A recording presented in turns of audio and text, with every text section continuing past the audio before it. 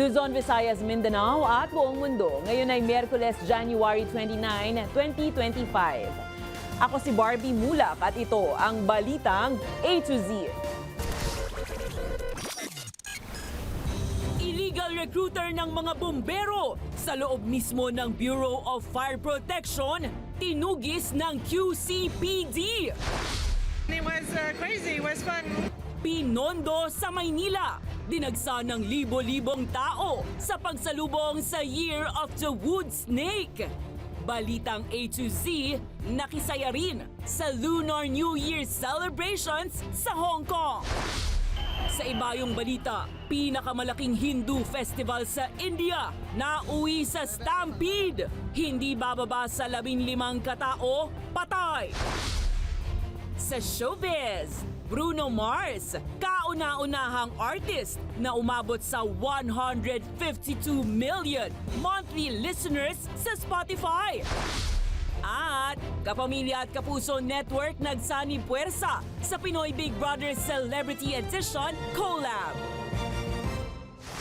Magandang gabi, pambungad sa ating newscast. Nagkasanang operasyon ng Quezon City Police District laban sa suspect sa likod ng umano'y illegal recruitment sa loob mismo ng Bureau of Fire Protection. Ang suspect ay tauhan rin mismo ng BFP na ang modus ay mabilis umanong pagproseso ng application para maging Fire Officer 1 nang wala ng testing. Ang Balitang A to Z ni Kim Salinas. Sinugod ng mga operatiba ng QCPD Criminal Investigation and Detection Unit ngayong Miyerkules ang mga address ng suspect sa umano'y illegal recruitment sa Bureau of Fire Protection. Nakatatlong bahay na sila sa Road 1 sa Quezon City pero bigong masakote ang suspect. Hindi naman bambuhay mapagtataguan natin yung batas. At yung kapulisan natin ay nandyan naman po talaging tutugisin yung sino man yan na subject natin. Ang subject ng arrest warrant ay tauhan mismo ng Bureau of Fire Protection na kinilalang si Senior Fire Officer 2, Reyka Janisa Palpalatok. Ayon sa QCPD, marami nang nabiktima ang suspect na ang modus ay mabilis na pagproseso umano ng papeles para maging Officer 1 ng BFP na may sweldo agad at hindi na kailangang dumaan sa testing o screening. May mga niloko na modus operandi na papasok sa trabador sa Bureau of Fire at yun pinagpirahan at pinangakuhan at walang nangyari kundi pangako lang. Nang puntahan ito sa isa pang address sa Bertis North ay nabigla pa ang mga residente at security personnel dito. Buti naman at binigyan tayo ng clearance to check the unit na upon their verification is tenant nga, the owner of the unit nakapangalan sa mother ni Reyka Palpalatok. Walang nagbukas ng pinto ng unit pero positibo na tenant ito roon. Yun nga lang, matagal nang hindi nagpupunta sa naturang kondo. We cannot discount the fact na mayroong someone, if not somebody na may nagtatago. But of course, it's her own prerogative and it's her own decision. And we, na dapat sana, i-surrender niya na lang yung sarili. Napag-alamang hindi na nagre-report sa kanyang opisina sa BFP ang suspect na si Palpalatok. Sinubukan ng news team na makipag-ugnayan sa BFP pero hanggang ngayon ay wala pa silang tugon sa ating hiling na interview ukol sa modus ng illegal recruitment sa ahensya. Para sa Balitang A to Z, Kim Salinas. Humingi ng paumanhin si Quezon City 2nd District Representative Ralph Tulfo matapos mahuling gumagamit ng EDSA busway ang isa sa driver ng kanyang mga sasakyan sa pangalawang pagkakataon. Giit ni Tulfo, hindi niya ginamit ang posisyon para umiwas sa parusa. Ayon pa sa kanya, nabayaran na ang multa at sumailalim na sa seminar ang driver. Nangako rin siya ang gagawin ng lahat para hindi na ito maulit. Wala namang daw nakikita ritong problema ang kanyang ama na si Senator Raffy Tulfo at sinabing nakausap na niya ang kanyang anak patungkol rito. Nagsorry siya sa akin, sabi ko wag mo na ulitin. And sabi ko sa kanya, kailangan mag-apologize ka sa taong bayan. The good thing about it is, hindi siya nagsinungaling. Agad-agad inadmit siya at nag-apologize, nagpakumbaba. Mariing itinatanggi ng MTRCB na nire-review nila ang kontrobersyal na pelikulang The Rapist of Pepsi Paloma. Sa pahayag ng ahensya, sinabi nilang hindi maaaring isailalim sa pagsusuri ang pelikula ni Daryl Yap dahil kulang ang mga dokumento mula sa distributor na Pinoy Flix. 3 requirements ang hinihingi ng MTRCB Legal Affairs Division, kabilang ang clearance mula sa Regional Trial Court, Department of Justice at City Prosecutor's Office na nagpapatunay na walang nakabinbing kaso. Ayon pa sa MTRCB, hindi nila palalampasin ang anumang maling impormasyon na sisira sa kanilang mandato. Isinusulong ni House Speaker Martin Romualdez ang panukalang dagdag na 200 pisong sahod araw-araw ng mga minimum wage earner. Inanunsyo ito matapos ang pagpupulong ng House leaders at mga labor group nitong Martes. Kasama sina Deputy Speaker Democrito Mendoza ng Trade Union Congress of the Philippines at Tingog Party List Representative Jude Asidre. Ayon kay Romualdez, target ng hakbang na tugunan ang hirap ng mga pamilyang Pilipino at maisulong ang inklusibong pag-unlad ng bansa. Tiniyak naman ng speaker na kinukonsidera rin niya ang suporta para sa maliliit na negosyo habang binabalangkas ang panukala. Sa ngayon, nakabinbin pa ang naturang batas sa House Committee on Labor habang naipasa na ito sa Senado na magdadagdag naman ng 100 pesos sa arawang sahod ng mga manggagawa. Target ng kasalukuyang administrasyon ng paglikha ng 3 milyong trabaho bago ang 2028. Kasama na ang pagsasagawa ng job fairs buwan-buwan sa iba't ibang rehiyon. Sa Job Street Career Conference 2025 sa Pasay City, higit 18,000 job seekers ang inaasahang nag-apply para sa 5,000 job openings. Mula yan sa mahigit 100 kumpanya sa sektor ng turismo, IT, BPO at iba pa. Layunin ng mga job fairs tulad nito na direktang ikonekta ang mga aplikante sa mga employer para sa mas maayos na employment process. Ayon naman sa gobyerno, malaki ang papel ng pribado at pampublikong sektor para sa upskilling at reskilling ng mga manggagawa para makasabay sa nagbabagong pangangailangan ng industriya. Nagbabago po ang labor market, hindi na kagaya ng dati. At iba na ang pangangailangan ng mga negosyo, ng mga korporasyon. Ibang klase ng mga workers ang kanilang hinahanap. Kaya't naging mahalaga yung tinatawag po na reskilling na binibigyan po natin ng bagong kakayahan o upskilling, pinapagaling pa natin doon sa kanilang ginagawa na.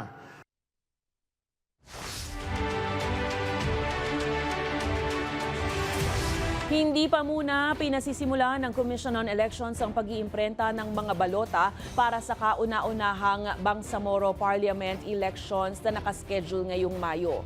Inanunsyo yan ng COMELEC sabay sa kumpirmasyon ng Malacanang ngayong araw na sinertipikahang urgent ni Pangulong Ferdinand Marcos Jr. ang panukalang batas na magpapaliban muna sa halalan sa Bangsamoro Autonomous Region in Muslim Mindanao o BARM. Isa sa pangunahing dahilan ay ang exclusion o hindi pagkakasama ng Sulu sa BARM. Sa Kongreso, lusot na sa huling pagbasa ang panukalang iusog sa May 2026 ang BARM elections. Habang nasa ikalawang pagbasa naman ang bersyon ng Senado na target i-reschedule ang eleksyon sa Agosto ngayong taon. Gayunpaman, ayon kay COMELEC Chairman George Garcia, may ilan pang dapat linawin ukol sa BARM polls, partikular kung magbubukas bang muli ng certificates of candidacy. At yan ay nakadepende sa kung magkakaroon ng Act of Parliament na magre-reapportion ng parliamentary districts doon sa kadahilanan na kinakailangang i-distribute yung 7 na originally ay dapat sa Sulu na mga parliamentary districts o yung representatives. So magkakaganon, hindi pa pwedeng nakabase lang yung ating listahan doon sa nag-file noong November 4 to 9. Mas paigtingin ng Department of Information and Communications Technology ang kanilang pakikipagtulungan sa Commission on Elections. Ito ay para labanan ang mga naglilipa ng disinformation at deepfakes online, lalo na ngayong papalapit ang 2025 midterm elections. May balitang A to Z si Naomi Almojano. Don't always believe what is posted or what is shared online. Bukod sa mga election-related violence, isa sa sakit sa ulo tuwing halalan ang paglaganap ng maling impormasyon at maging deepfakes o iyong mga imahe, videos at audio recordings na inalter, binago at inedit gamit ang iba't ibang apps at artificial intelligence para magmukhang totoo, para gayahin, lituhin o di kaya'y hikayatin ng marami para sang-ayunan ito. Kaya naman tiniyak ng Department of Information and Communications Technology na mas hihigpitan nila ang pagsusuri ng mga impormasyon online na maaaring misleading, deceptive at makapanloko ng marami. We've deployed people who will be scouring all the different social media sites and all the internet on possible misinformation, disinformation, deepfake or AI-generated content, and report them to us so that we can properly take action together with COMELEC. Binalaan din ng ahensya ang publiko na manatiling mapanuri sa mga impormasyong nababasa o napapanood online. Marami na kasing umaabuso sa AI at social media ngayong halalan para manira o di kaya na may guluhin ng seguridad at integridad ng eleksyon. Aniya, huwag basta-bastang maniniwala sa mga ito hanggat hindi na beberipika kung lihitimo ang source. Hinikayat din ng DICT ang mga news organization na i-call out ang sinuman o anumang online sites na mag-upload ng disinformation. Yung mga lehitimong mga news organizations like all of you have to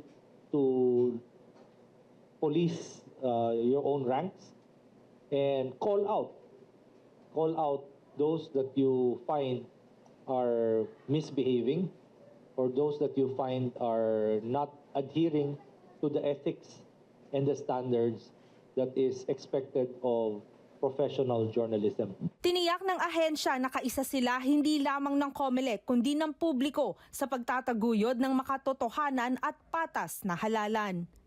Para sa Balitang A to Z, Naomi Almojano.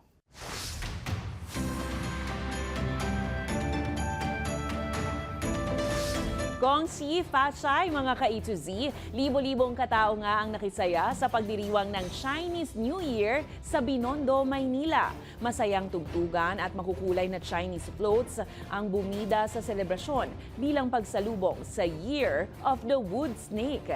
Makisaya dyan sa detalye ng Balitang A to Z ni Lane Garcia. Pulang-pula at talaga namang buhay na buhay ang selebrasyon ng Chinese New Year dito sa Lucky Chinatown, Manila. Kung Hi Fatchoy, Penging Tikoy. Yan ang sigaw ng mga kababayan nating nakiisa sa mainit na pag-welcome sa Year of the Wood Snake dito sa Binondo para sa 2025. Sa makukulay na parada ng Chinese floats, kitang-kita ang excitement ng maraming tao na solid sa sobrang dami ng nakisaya. Kaya naman walang humpay din ang pamimigay ng blessings mula sa ating mga kababayang Chinoy. Inabangan din ang nakakaaliw na performance ng Lion at Dragon Dance, tanda ng matapang na pagharap sa mga hamon ng bagong taon. Kabilaan rin ang mga nagtitinda ng mga pampaswerte, gaya ng mga prutas na bilog, Lucky Charms, ang pao, at ang tikoy na tradisyon ng kasama sa hapag ng mga Chinoy. Siyempre, pati ako bibili ng Lucky Charm. Why not, di ba? Hindi lang Pinoy at Chinoy ang nag-celebrate. Maging ang mga turistang banyaga tila na-amaze sa selebrasyon ng Chinese New Year dito sa pinakamatandang Chinatown sa buong mundo. It was great. Like, we were not expecting anything. We were just here in Manila today, and we came here because we knew there was a parade, and it was crazy. It was fun. Yeah. Ngayong 2025, naway magdala ang Year of the Wood Snake ng swerte, kasaganaan at kaligayahan sa ating lahat. Sabi nga sa kasabihan, nasa Diyos ang awa, nasa tao pa rin ang gawa. At ang swerte sa buhay, nasa ating mga kamay. Gong Si Fachay, para sa Balitang A to Z. Lane Garcia. Abangan sa aming pagbabalik balitang A to Z, nakisaya rin sa Lunar New Year celebrations sa Hong Kong. At 15 pa tayo sa Stampede sa Kumbh Mela Festival sa India. Abangan ang kumpletong ulat sa pagbabalik ng Balitang A to Z.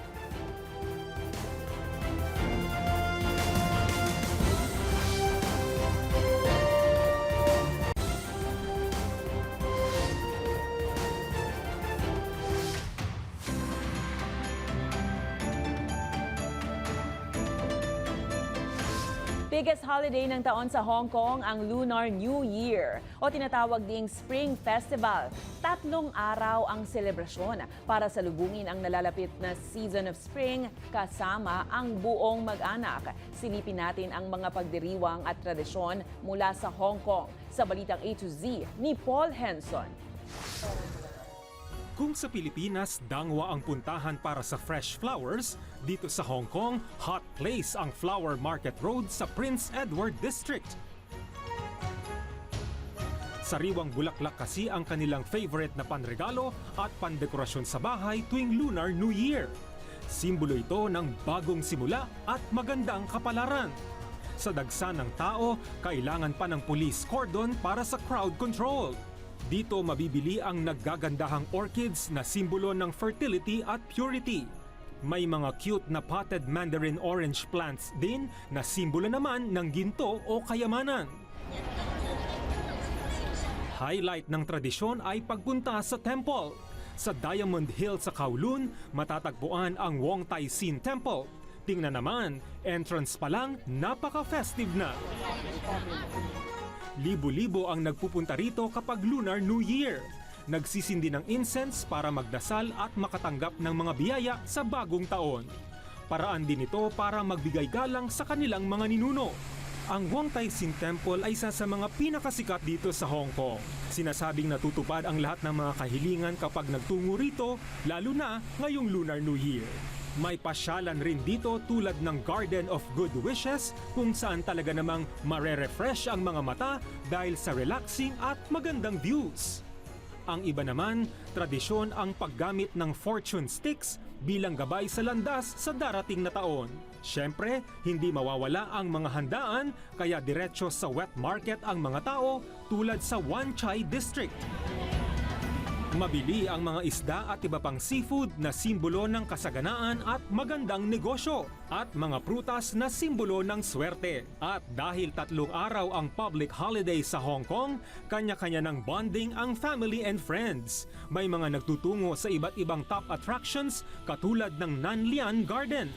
Patok din ang shopping centers sa Causeway Bay para sulitin ang pagsalubong sa Year of the Wood Snake. Para sa Balitang A to Z, Paul Henson, Hong Kong.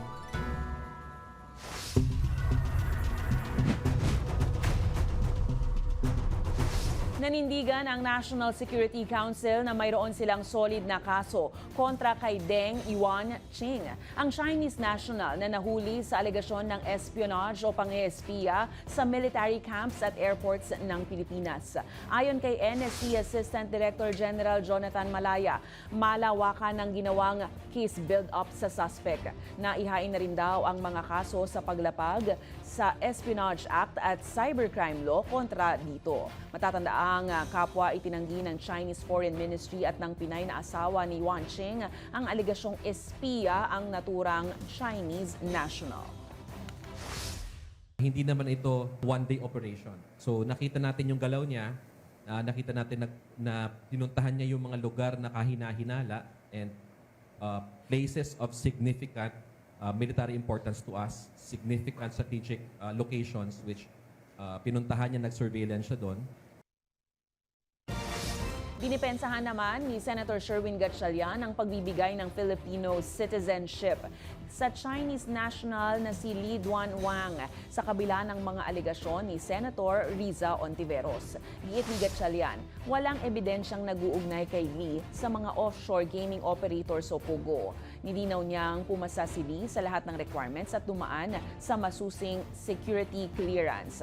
Suportado rin ni Senator J.V. Ejercito ang desisyon habang sinabi naman ni Senate President Francis Chiz Escudero na bukas si Ontiveros na magsagawa ng investigasyon kung nanaisin niya. Matatandaang tanging si Senator Riza Ontiveros lang ang hindi bumoto na magawaran ng Filipino citizenship si Wang dahil sa umano'y mga red flag sa kanyang pagkatao at pagkakaugnay sa Pogo. So ang importante kasi dito yung ebidensya at proof na meron siyang direct links dito sa mga Pogo at sinasabing Pogo. And based on sa information ng committee at based sa investigation ng committee, wala silang nakitang direct links. At proof, wala rin silang nakitang proof. Bukas si Education Secretary Sonny Angara na pansamantalang isuspindi ang implementasyon ng kontrobersyal na Comprehensive Sexuality Education o CSE sa mga paaralan. Ayon kay Angara, isinasagawa na ang pagrerepaso sa programa dahil sa umano'y kalituhang dulot nito. Tiniyak naman niyang mananatiling angkop sa edad ang pagtuturo ng sexuality education sa bansa. Samantala, iginiit ni Pasig Congressman Roman Romulo ang pangangailangan linawin ang mga terminong ginagamit sa CSE. Anya, iba ang CSE na may kasamang sexual identity at gender preference na wala namang kinalaman sa teenage pregnancy. Temporary suspension, and while we're reviewing it, permanent obviously we cannot because that's a mandate of the law, you know. But certainly to correct certain flaws that have been pointed out by the legislators dun sa policies para to ensure na age appropriate nga siya.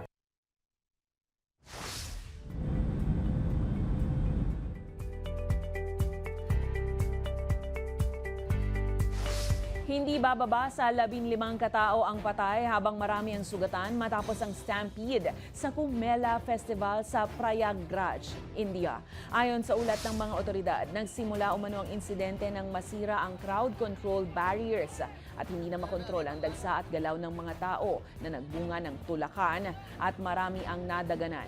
Nagtulungan na ang rescue teams at mga deboto sa paglikas ng mga nasugatan. Itinuturing ang Kumbh Mela bilang pinakamalaking relihiyosong pagtitipon ng mga Hindu na dinadaluhan ng milyong-milyong deboto. Matatandaang taong 1954, higit 400 ang namatay sa isa ring stampede sa parehong festival.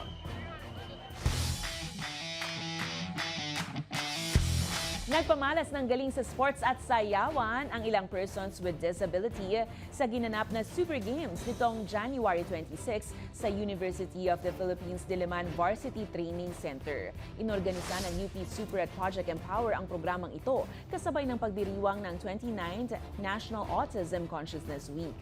Hindi nagpatalo sa basketball ang Team Empower na binubuo ng adaptive athletes nang makuha nila ang kampyonato laban naman sa Team Super. Nagbigay buhay din sa selebrasyon ang paghataw ng ilang PWD sa halftime ng laro na nagpaindak at kinagiliwan ng lahat. Layon ng programang ito na itaas ang kamalayan ng publiko sa kayang gawin ng mga PWD at ipromote ang inclusivity sa larangan ng sports. Ika nga, be limitless.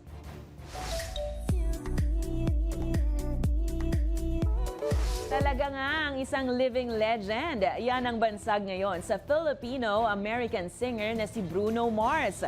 Matapos makamit ang isang panibagong milestone sa kanyang music career.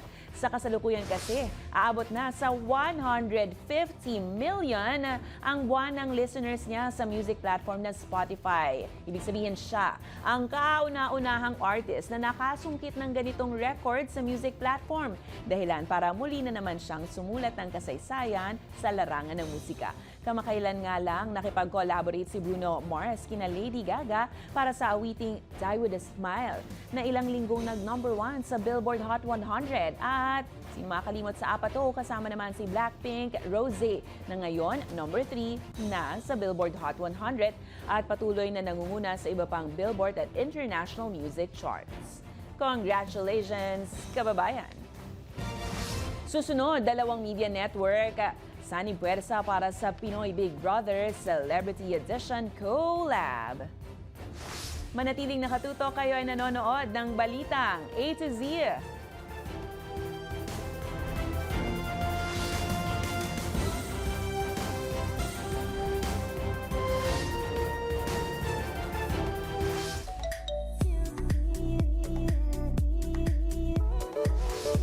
May bago na namang abangan ang ating mga ka-A to Z dahil may malaking collaboration ng Kapamilya at Kapuso Network para sa bagong edisyon ng hit reality show na Pinoy Big Brother. Ang exciting na chika sa balitang A to Z Showbiz ni Lane Garcia.